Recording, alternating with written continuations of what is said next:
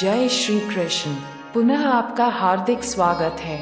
श्रीमद् भगवद गीता उपनिषद के इस अध्याय के क्रम में क्रमवार श्लोकों का ध्यान पूर्वक श्रवण करें एवं निरंतर बौद्धिक श्लोकों का नियमित आनंद के लिए चैनल को सब्सक्राइब अवश्य करें।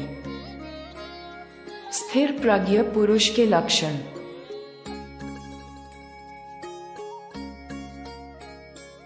कर्मजं बुद्धि युक्ता हे फल त्यक्त्वा मनीषिणः जन्म बंध विनिर्मुक्ताः पदं गच्छत्यनाम्यम् यदा ते मोह कलिल बुद्धि अव्यति तरिष्यति तदा गन्तासि निर्वेदं श्रोतव्यस्य श्रुत्स्य च। इस समत्व बुद्धि योग से ऋषि मुनि तथा भक्त सकौम कर्मों से उत्पन्न होने वाले फलों को त्याग कर जन्म मृत्यु के बंधन से मुक्त होकर परम पद को प्राप्त हो जाते हैं।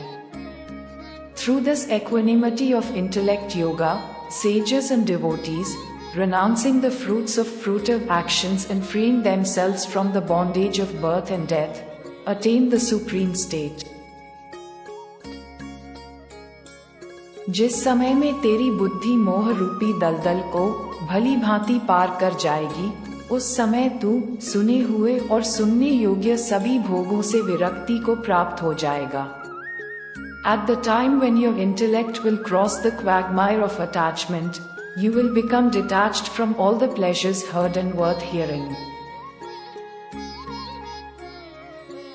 श्रुति विप्रतिपन्ना ते यदा स्थास्यति निश्चला समाधाव चला बुद्धिस्तदा योगमवाप्स्यसि स्थित प्रज्ञस्य का भाषा समाधि स्थस्य केशव स्थितिः की प्रभाषित किमासीत व्रजित किम।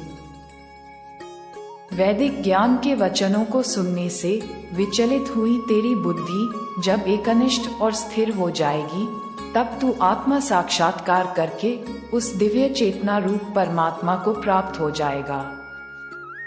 When your mind, which has been disturbed by listening to the words of Vedic knowledge, becomes single-minded and stable, then you will attain self-realization and attain God in the form of divine consciousness. Arjun ने कहा, हे केशव, अध्यात्म में लीन स्थिर बुद्धि वाले मनुष्य का क्या लक्षण है? वह स्थिर बुद्धि मनुष्य कैसे बोलता है, किस तरह बैठता है और किस प्रकार चलता है? Arjun said, O Keshav, what is the characteristic of a man with a stable intellect who is engrossed in spirituality? How does that stable-minded man speak? How does he sit? And how does he walk? Shri भगवान उवाच प्रजाति यदा कामा सर्वान् पार्थ मनोगतान् आत्मयेवाम्ना तुष्टः स्थित प्रज्ञस्तदोच्यते। श्री भगवान ने कहा, हे पार्थ, जब मनुष्य मनोरथ से उत्पन्न होने वाली इंद्रिय तृप्ति की सभी प्रकार की कामनाओं का परित्याग कर देता है, जब विशुद्ध हुआ उसका मन आत्मा में ही संतोष प्राप्त करता है, तब वह मनुष्य विशुद्ध चेतना में स्थित प्रज्ञ कहा जाता है।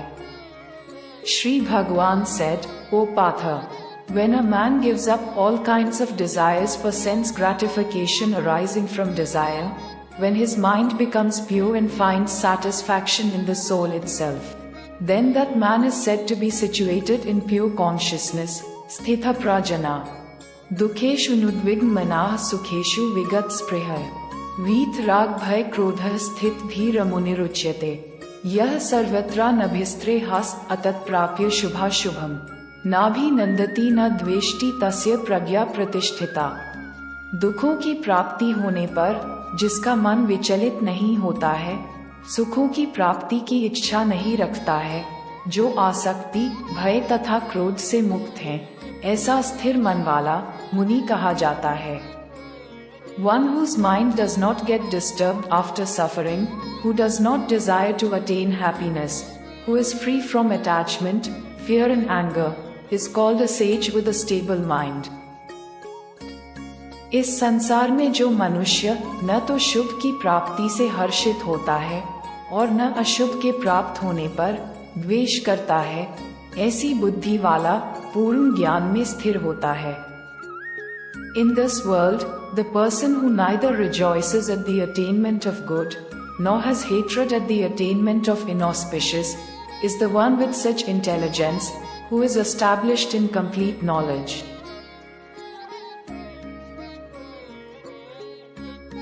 निरंतर भगवत गीता के श्लोकों का श्रवण करते रहें।